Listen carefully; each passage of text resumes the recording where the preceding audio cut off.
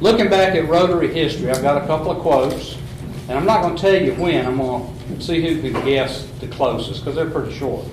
To me, there's something about continuity in reading back through some of this history stuff.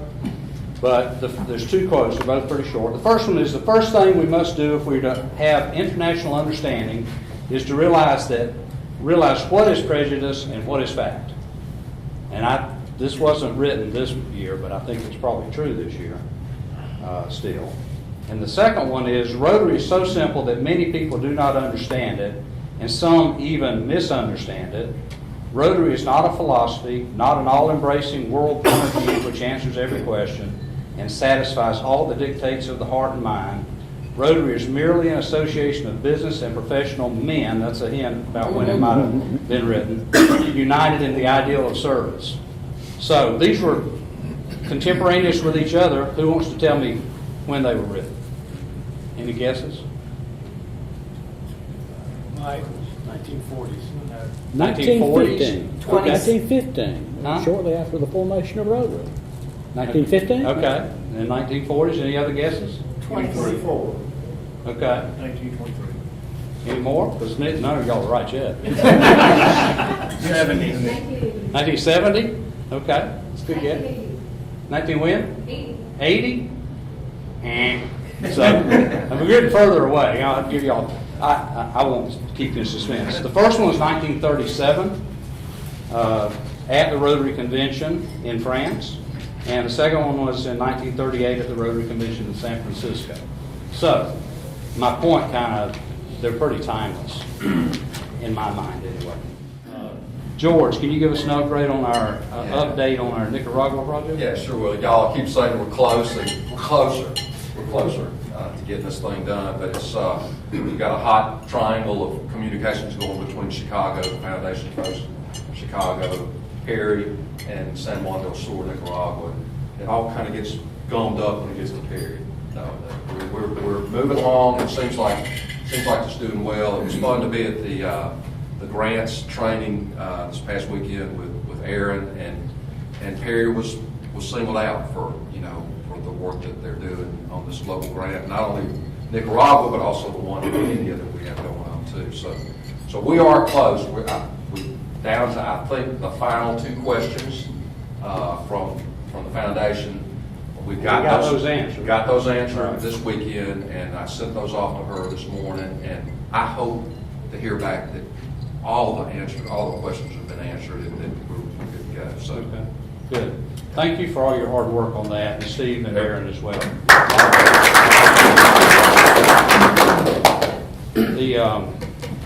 I'm negotiating with Hamp Sathota right now for a date. He's going to come speak to us and meet with the board. He has got a lot to do with whether we get that approved or not. And I guess he's going to be the governor next year as well. So he wants to come on and meet with us. And of course, he's the one that steered the grant for India in our direction. So looking for a sponsor club here in the States. I'm glad to introduce Nicole Rosser-Vogel today. She visits us permanently from Michigan. She was originally from Michigan, made her way to Ohio for a period of years, kind of inching closer south, and I think she figured she'd just skip the rest and come on down to Warner Robins.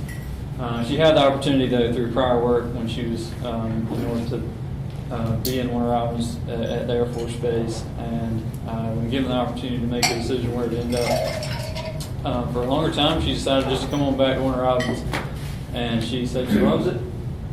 Maybe there's only 2.5 seasons, but I guess we're about to enter the big long summer season.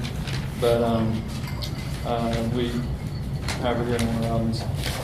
She's been in public service for 16 years. Before moving to Georgia, she worked at the Wright-Patterson Air Force Base, assisting DoD employees with injuries and aiding them in identifying workforce accommodations.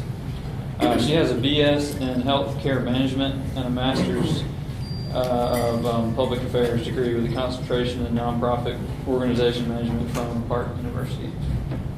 Before she joined Family Promise, which she's here to talk to us about today, which she's the executive director of now. She was the executive director with the Salvation Army Safe House for 7 years. And she's also the chair of the Houston County Family Violence Task Force and sits on the Houston County Library Board. So she's very active in the community. We're glad to have her in Houston County. So thank you for coming here, and let's look forward to hearing from you.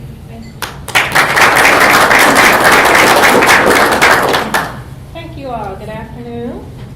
Thank you very much for having me. As Chip said, I am the Executive Director with Family Promise, and I'm just going today to give you a bit of information about our program so you are aware of the resource in the community as well as the need for this resource. I put some brochures on the table, so hopefully it was enough to go around.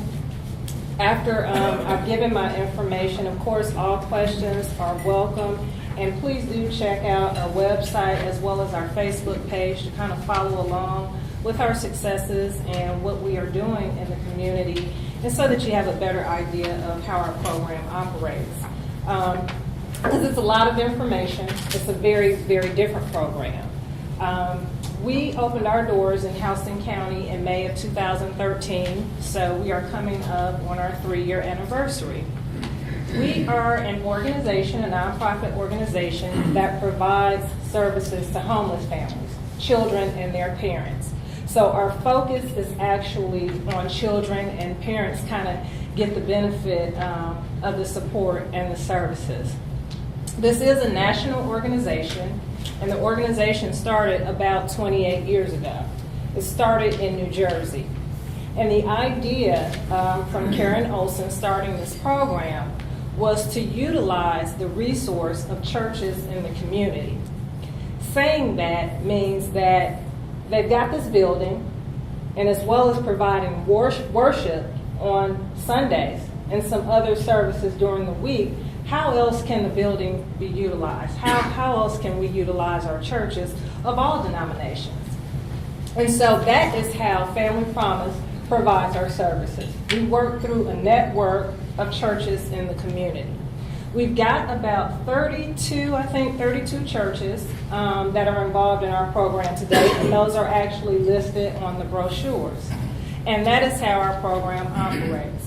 They provide the living facilities, they provide the volunteers, and they provide the food and any other support that our families may need. We have what's called a day center where my office is at in Warner Robins, and that's where our families are at during the day. So we'll kind of process through this, and our program is very unique.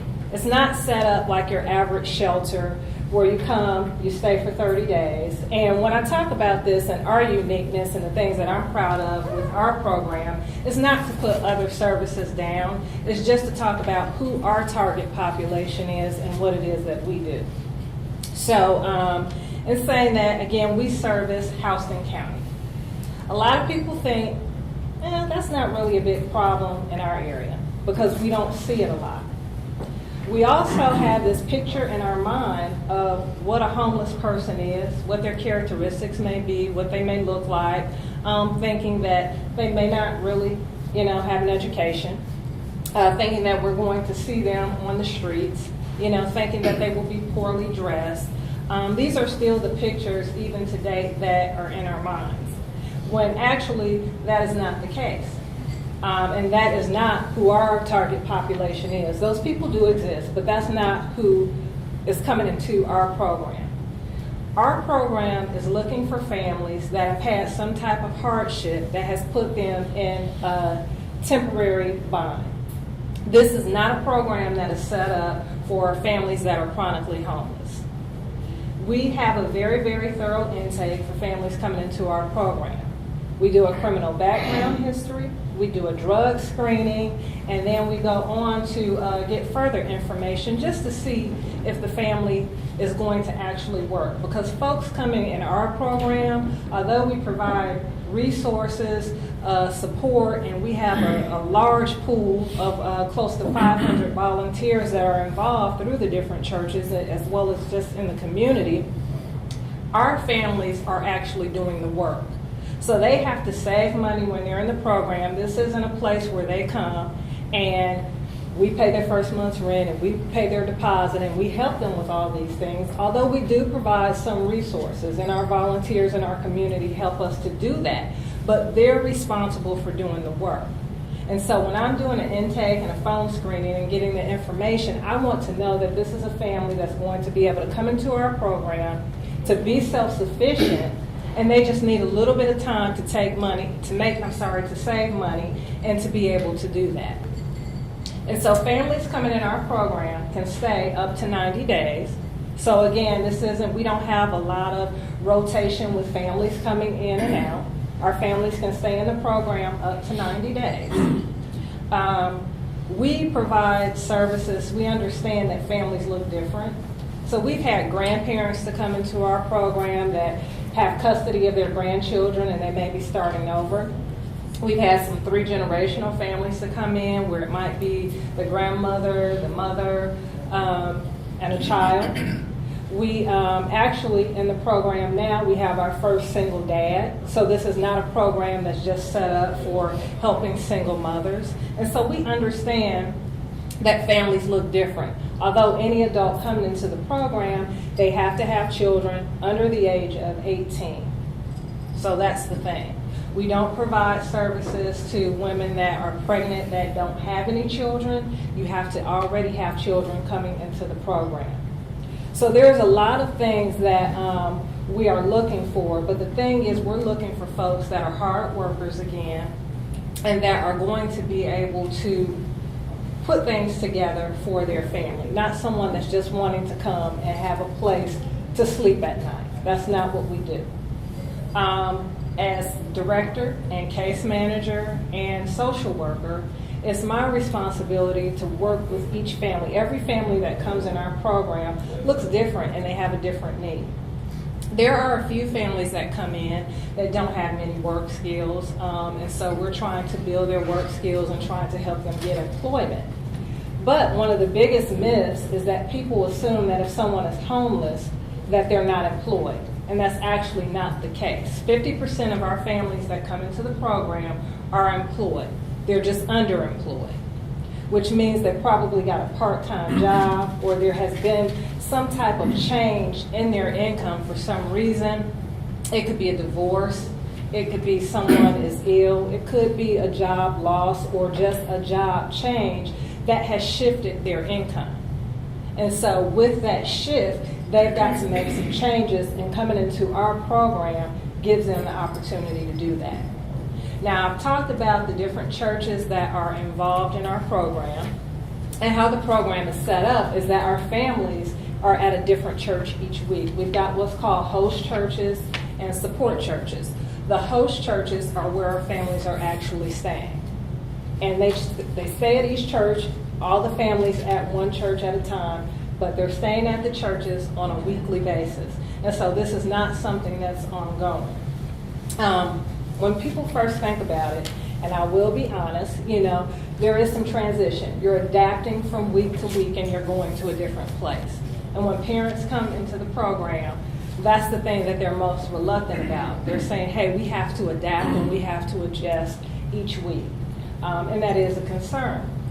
When our families are leaving the program and we're doing an exit interview and we say, what was the thing that was most beneficial to you while you were in the program? They say the fact that they change from place to place each week.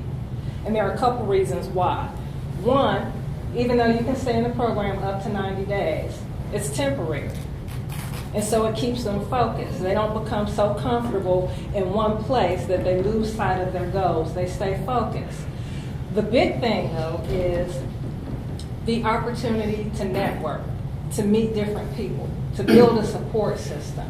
Each week it kind of becomes an adventure. You're meeting new people. Every church is set up different. Every church brings a different personality, a different culture. And we've got churches of all denominations, and that's one of the great things about our program, that are working together, because it's not about if you're Catholic or you're Baptist or any of those things.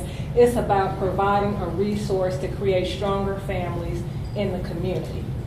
and all joining together. It doesn't matter what denomination anyone is to be able to do that. And so it really is a great program. Now I want to go back to saying that we don't really think that it's a big problem in our area because we don't see it. One of our partners that we work with, one of our collaborative partners, is the House and County Board of Education. Last year, the statistics were over 200 homeless children that's just in Houston County. So that's not counting the number of siblings that are not in school yet. It's not counting the number of adults that don't have children. And it's not counting those who didn't report it. We only have those numbers because those are the folks that choose to share that information. And so it is happening in our county. One of the biggest reasons for it is there's not a lot of affordable housing that's available. That's the huge thing that brings some of our families to this particular situation. But it is a problem in our community. It is happening. And I want to tell you, sometimes we think, again, a homeless person means you're walking on the street. We've got a large population of people that are living in hotels. They're considered homeless. If they're doubled up with family members, they're considered homeless. You know, as well as your people that are living in shelters or may even be living in their cars. And so, if nothing else, when I leave today, you have a different thought of what a homeless person is. And the main thing that I would like to say is that you may even know someone that has been homeless. The difference in the folks that are coming in our program is just that they don't have other resources. If you've had a family member that had to come and stay with you because of a situation, they were homeless. They just had a resource that they were able to utilize and didn't have to go into a shelter or a program. Now, going back to talking about the hotels, people often say, why would someone want to go and stay in a hotel? Why would you do that? It costs more. You can find cheaper living than you can in a hotel. That is true. But if you have an immediate situation and you have to leave your residence, a hotel provides what? An immediate roof over your head. That's something that you're able to do. So you may not have the money and you may not have the means to just move into another place because that takes first month's rent. You know, that takes a deposit. You've got to get your utilities cut on. You've got all these moving expenses that you may not have right then. And so what happens is a family gets caught in a cycle because it's easier to pay $35, $45 a night and stay in a hotel rather than come up with $1,200 on the spot to be able to relocate at a minimum. And so what you do is you find people that it's kind of like a money pit. So they continue to pay money to stay in the hotel to provide, you know, housing for their family, which means they're never able to get out of that situation. And so some of the families that come into our program, they've been residing in a hotel. You say, well, that just doesn't make sense. Why wouldn't you go into the program first? Well, it's that pride thing. Because usually coming into our program is a last resort. No one wants to come into a program. Now, once they're here, they're like, you know, this is the best decision that I could have made for my family. It seems like, you know, initially there wasn't structure, that this wasn't going to be a good idea with all the movement. But actually, it's been one of the best things that has happened to my family because it does create structure. It creates families eating meals together. It creates families having activities together. It creates fellowship and a support system, which some of our families don't have. And so when they leave, because Family Promise is not a Band-Aid program where we're just giving you a place to stay and then you figure it out, you know, when you leave. We don't want people to have to go and utilize another organization when they leave Family Promise. We want to help people build the skills so that when they leave, they don't have to come back to our program or any other program. And so that can entail a lot of things. and it's going to be on an individual basis with the family. But that is our thing, creating strong, healthy families, not just providing a place to stay. So again, our families are saving money. We have folks that come in and do different life skills classes, which can be your basic things like parenting and budgeting. That's what we often think of when we're thinking of life skills classes. But it can be something like teaching our families couponing, or having a mechanic to come in and say, these are the basic things that you do for car repair, to keep your car maintenance up. We've had people to come in and say, hey, this is how you plant a garden. We've had people to come in and show people how to sew. So there are all kinds of skills. And each family that comes in has a different need. And so with us being a smaller program, with us having so many volunteers involved, we're able to give each family what it is that they need.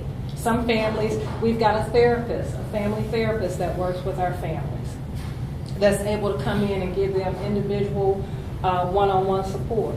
And then we partner with some other agencies, so our families are able to go to workshops and different things. But it's all of those things together that make our program successful and that make our families successful. It's not cookie cutter classes like, okay, everybody comes in, you take budgeting, that's something you have to do.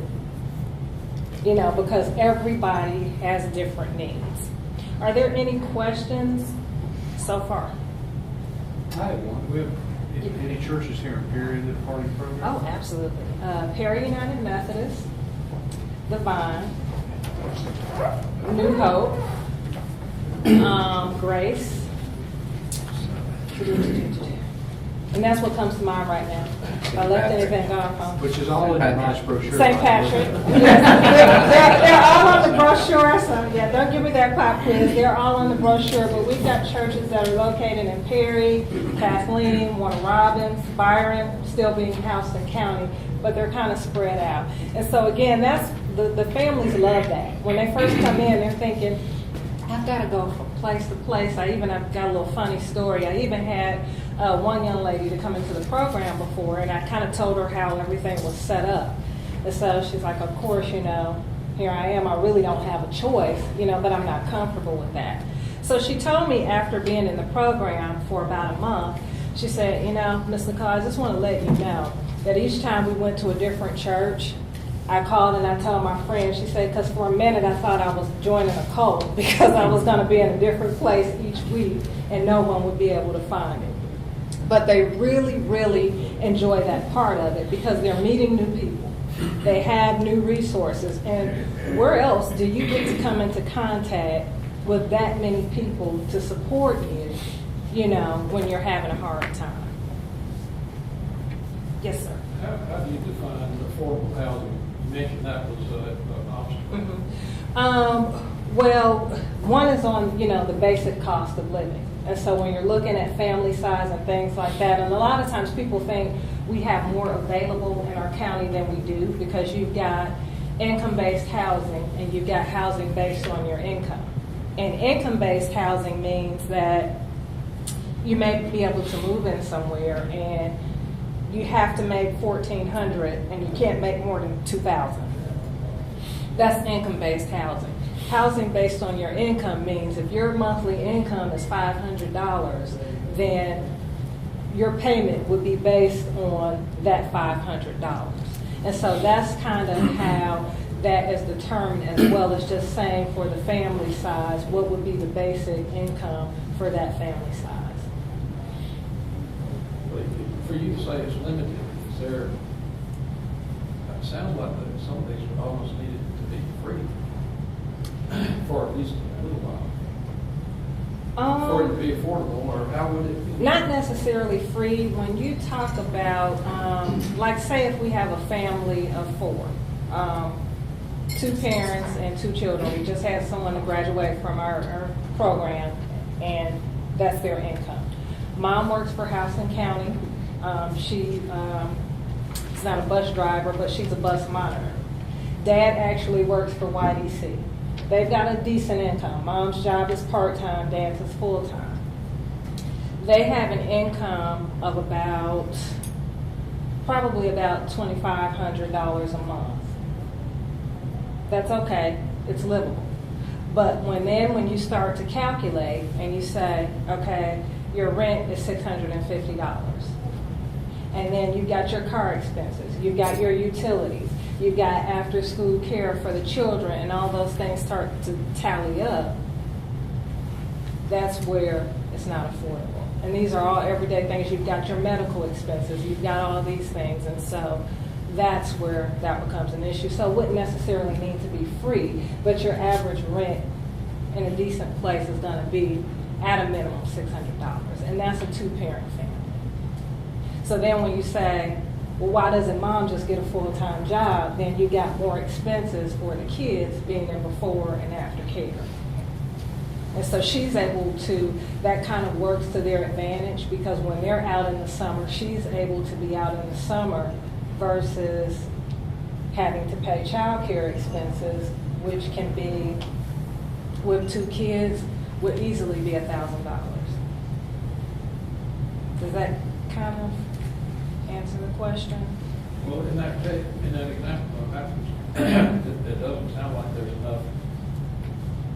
If the idea is that I've heard realtors use 30 or 40% of your salary, no more than 40% of your salary goes toward home, financing or rent or whatever the case may be. In a case like that, they almost, well,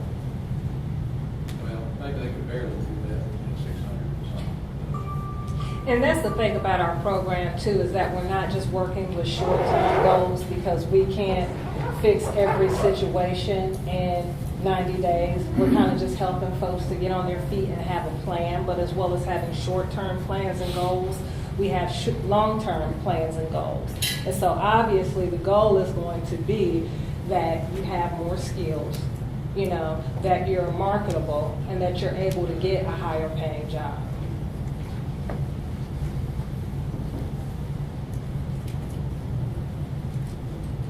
Anything else? Well, thank you for coming and speaking with us.